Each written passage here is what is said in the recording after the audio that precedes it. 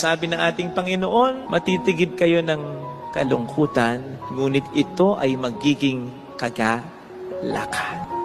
Bawat araw ay biyaya. Pupwedeng may mawala, pero hindi tayo iiwanan ng Diyos na walang-wala at nakatunganga. Meron siyang ipapalit, meron siyang ititira.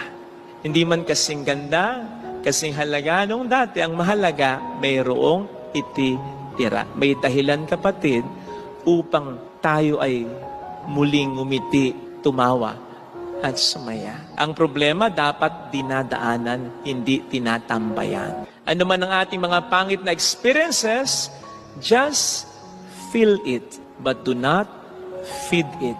Ramdamin mo lang at wag mong aalagaan, wag mong hayaang manatili ng matagal na matagal sa iyong kalooban. Walang mangyayari sa ating maganda o mabuti kapag ganyan.